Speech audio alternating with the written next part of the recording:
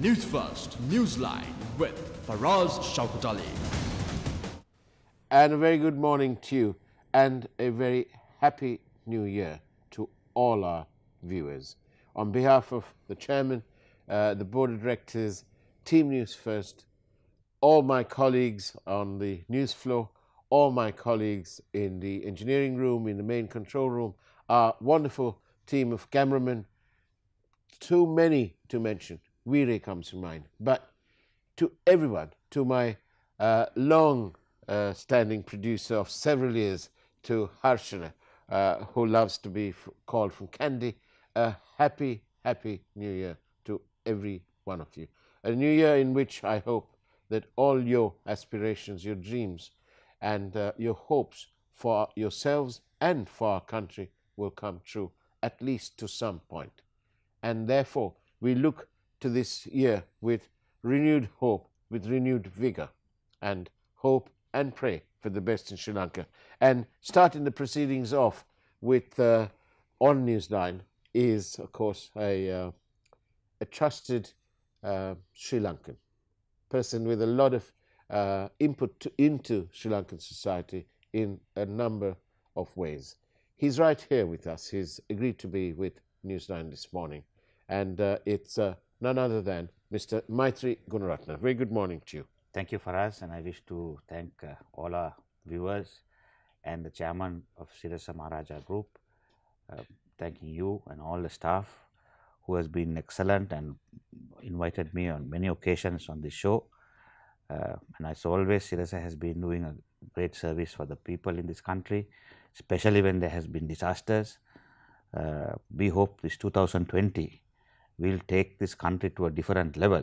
Indeed. And I hope His Excellency the President will be able to achieve that. Let's keep our eyes open and hope for the best. Indeed, indeed, well said.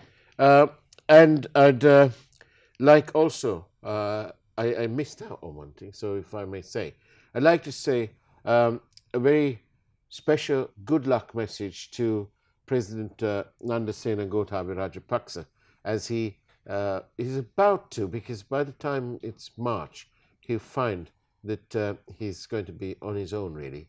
And so I'd like to say good luck to you as you try and steer Sri Lanka out of some very stormy and choppy waters. There's a lot to be done, and of course, we and the people will be behind every single move.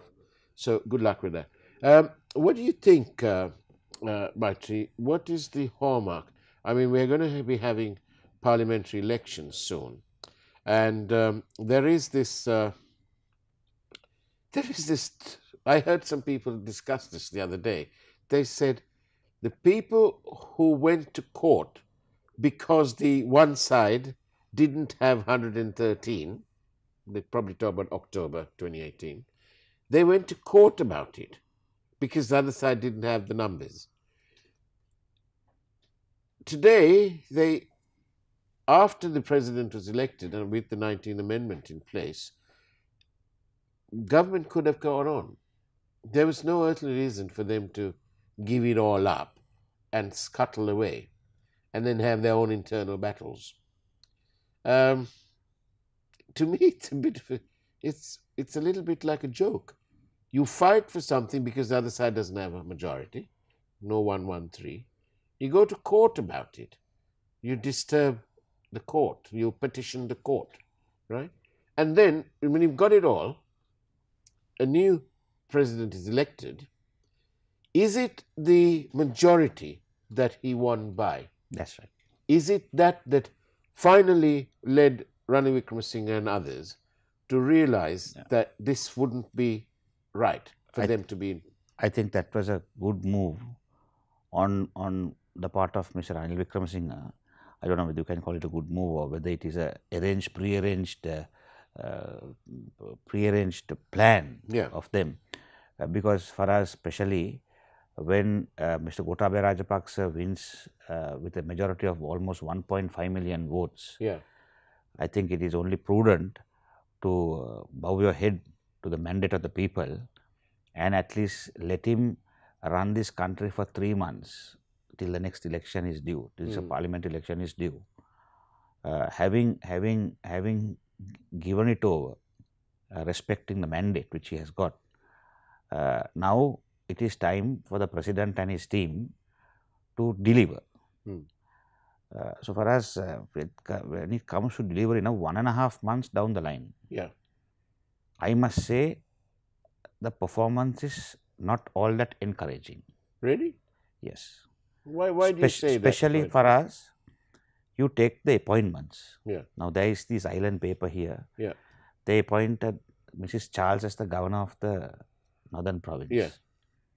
Now Mrs. Charles is a person who has had a very checkered career. As Director General of Customs, there were serious allegations against her. Yeah.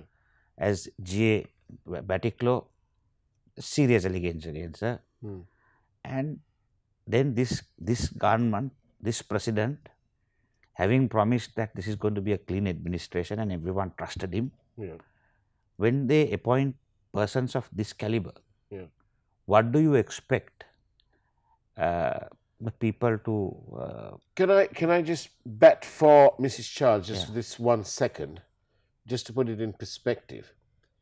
These are allegations, unproven, and therefore, what is the section in our constitution? The presumption of innocence. No, perfectly correct. But Faraz, there are so many allegations against most of the politicians in this country. Yeah. It is on the allegations that, I mean, they know that these people have been up to it, and our law and our system is such, it is very difficult to prove.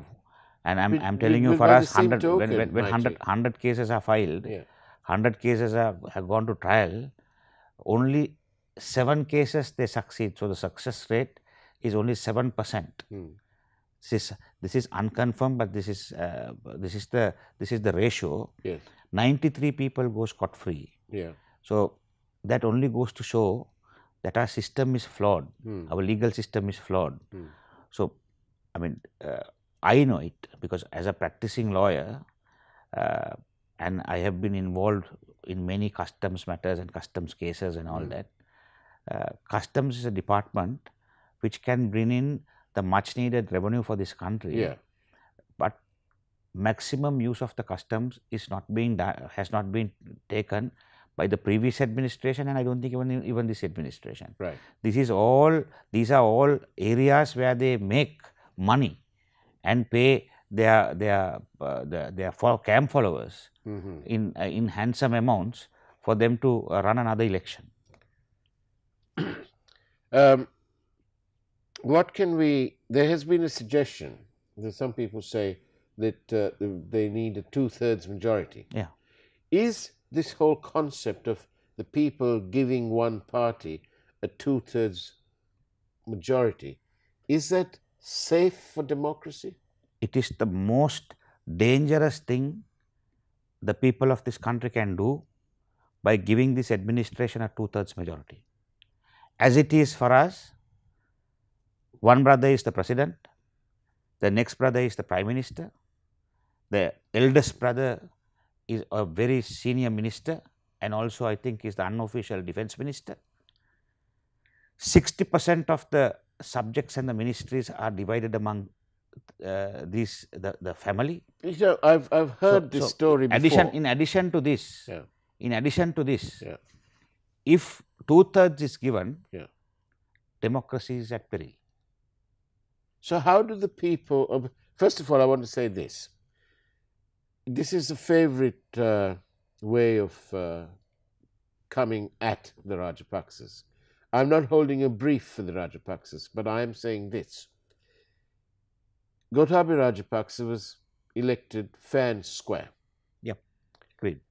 Mahinda Rajapaksa is a member of parliament, again elected fair and square. Nobody can deny his popularity amongst the masses. Accepted. Chama Rajapaksa was once again elected from the Hambantota district. And therefore, you know, these people have spent, I know certainly Mahinda and Chamal have spent a lifetime in politics. For want of a better word, they're more politicians than either a lawyer or a policeman. Chama was in the police and Mahinda was a lawyer. And he did practice when he lost, and he was in the in the backwoods, if you like. So these people are elected politicians. The people elected them, and commensurate to their experience in politics, they have been given, you call them very important ministries and so on. Yeah. But if somebody else was also did the same thing, surely there are others in government with equal amount of expertise who've been entrusted with ministries and so on.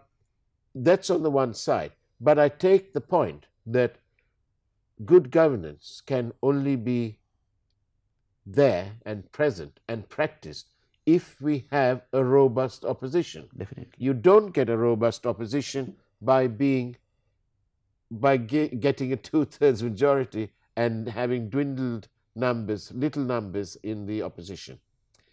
Therefore, my question to you is, how do the people tactically ensure that they don't get a 2/3 majority? Anybody? The point is, Faraz, it is a case where even the other political parties, now for instance the UNP has gone from bad to worse.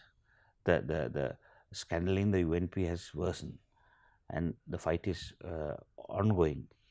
I of course feel it was the UNP's main and sole role to see that this 2/3 majority is not given, but they have as always failed in their duties. Mr. Ranil Wickremesinghe and Mr. Sajith Premadasa, both of them are now squabbling over positions, and democracy again. I don't know. I think the greatest disservice that Ranil Wickremesinghe has inflicted upon his party, this wonderful party that appeals to the best in us as Sri Lankans, has been his inability, his utter failure in breeding new talent, leadership talent. Yeah. And it's not once, twice, 3 or 4, 5, 6, 7, 10, 20 times. It's over 25 defeats. Over 25 defeats. He's been the leader of the party for more than 25 years. For more than 25 years. And it is shocking that they have only got the one apparent leader. And he doesn't want, what is his problem? Why doesn't he realize that his sell-by date is gone? Faraz, I feel presently he's looking at the parliamentary election, and when you take the performance of the new government, including the president and the whole cabinet, now they say they are looking for a 2/3 majority. They have got all the powers. They have got a fantastic mandate. And I say within this 1.5 months, there is nothing impressive about the performance. And I feel come January, February, the internal fighting and the disagreement is going to go into bigger proportions. So with this, I feel Mr. Ranil Wickremesinghe, being a seasoned politician, he is looking at a situation where people may turn back and say, anyone is better than this administration. There is a possibility. There is a possibility, because I can see, various cracks and various forms of dissension already taking place in the administration. And one thing one must grant is Mr. Ranil Wickremesinghe sees that faster than anyone else. Right. And I feel he sees it. And I feel people will say, okay, even Ranil is okay, we will. And it is not only, it's not a man-to-man fight, the parliamentary election, so much to say. It is district basis, 10-15 candidates per district. So it's so many people contesting against each other. So, it can take a completely different complexion. And I feel for us, with this 5.5 million mandate the UNP got, without fighting, if they went into reorganization again and started the reorganization, it's still not too late. They still can get a majority in parliament at the next parliamentary elections. And it is the duty of the citizen of this country. So much so they voted Mr. Gotabaya Rajapaksa as the president, giving him a 1.5 million majority. The people of this country has to ensure that if a 2/3 is given, they have to say bye-bye to democracy. Because remember, democracy, we have got it without fighting. But Maitri, how do you tactically prevent the 2/3 majority? No, for us, how you can prevent it is, I mean, I represent a political party. Yeah. So if I'm allowed to speak on that, I think I should allowed to speak on it. I think you can. Yeah. We're So not what I'm saying is for mode. us. Yeah. What I'm saying is for us. Actually, there has to be a new third force which comes forward. Right. And the third force must bring in new faces, people who are patriotic towards the country and who are willing to work towards the country. Indeed. And change this, the candidates who are coming from these main political parties. Now, for us, can you tell me, or is there any assurance to say that the Porto is going to feel brand new candidates, acceptable candidates? I don't think. The UNP also is in the same plight. So, what these main parties are going to do, they are going to feel the same type of candidates again, and there is going to be no choice for the people. So, the only choice is for us as citizens who are concerned about this country, and I am certainly concerned about the country and democracy. We have to foster a third force. We have to our citizens, our people who have maybe retired, or who wants to see this country going in the correct direction, has to come forward for the next election and be able to stop this 2/3 being given to the present administration. So people will have to vote tactically. They'll have to.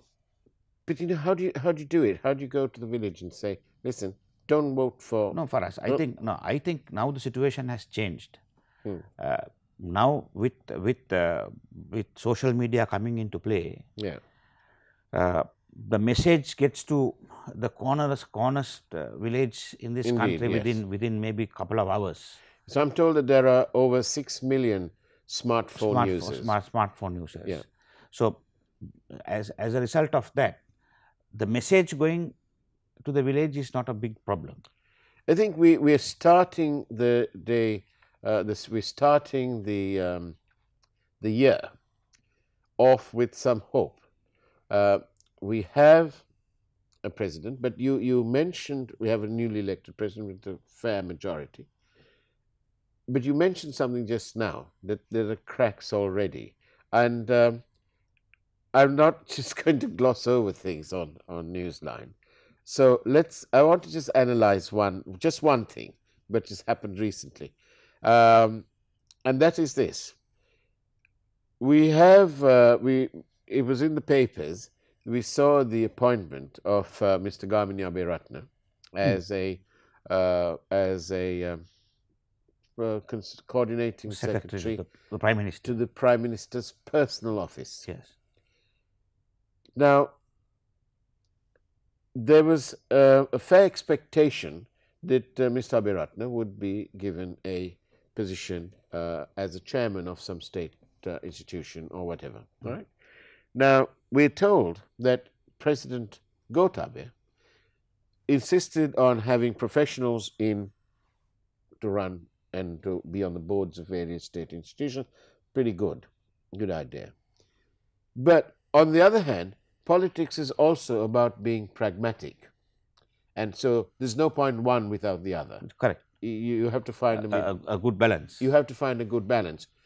I'm told that the Prime Minister was a bit rather miffed that he couldn't have his own way on No, this. that is not the only instance. So I'm not taking anything away. Mr. Aberatna may or may not have the professional qualification, but Mr. Aberatna has something called experience, on the job experience. Yes. Yeah. Right. So therefore, and also Mr. Aberatna is a known supporter of the Rajapaksas, and all politicians need this. Ranil Wickremesinghe has his own core people. At one stage that included Malik Samaravikrama. It still includes Akila Viraj and so on. He has some core people. Yeah. And Mahinda Rajapaksa also has. There's no What is Mrs. known Kumar. as the kitchen cabinet. That's right. They are quite literally Yeah. with them. That's right. And you need to, this is being pragmatic, you need to reward them. We had, Britain is no different. We had Liam Fox, for example, who took a friend of his, whom he was close to, Adam Verity. He took him all over the world. He even sent him to Saudi Arabia or to some Middle Eastern thing as part of a defense delegation. He got into trouble about that. He got into trouble. But what I'm trying to say is that all over the world they have this core people. President Trump has his family with That's him. right. No, Faraz, what I'm saying is this. Mr. Gotabaya Rajapaksa, the president, ensured, and people had no doubt that he will make good choices. So once having ensured it, if the choices are not up to the promises, then what happens is people start losing faith. And that's what I feel which is happening. Mr. Mahinda Rajapaksa, being a seasoned politician, Yeah. I mean, he has to be, or he has to have his kitchen cabinet to run this whole thing. Yeah. But the good thing of Mr. Gotabaya Rajapaksa was that he was not a politician.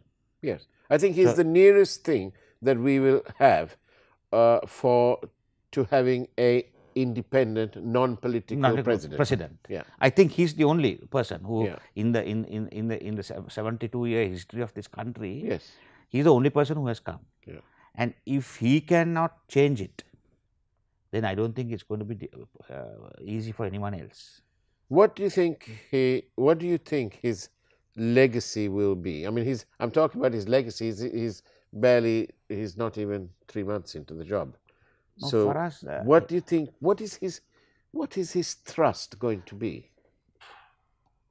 For us, his trust. I mean, people, I think, had a lot of faith in him because as Defense Secretary in the previous regime under President Mahinda Rajapaksa, he was able to coordinate all forces and effectively bring an end to this war. Yeah, he had a single-minded purpose of mind. So, which he did. Focused. We focused, he did it. Then thereafter, beautification of Sri Lanka and the city, also single-mindedly he did it without any problem. Yeah. Now, having experienced that scenario, and you have high expectations. Now that was done. I think the people have high expectations, and so does the president. No, what I'm saying is, for us, that was done when he was only a defense secretary. Yeah. Now there are umpteen numbers of secretaries in this country, but he as defense secretary was able to achieve those targets. So when that is one of the reasons the people gave him the power. What I'm saying is the floating voter, the youth voter voted for him and gave him that power, thinking that he will do magic. Once he is made president, he will be able, like a magician, to transform and change this country. Yeah. That is what I see, but that is what I feel.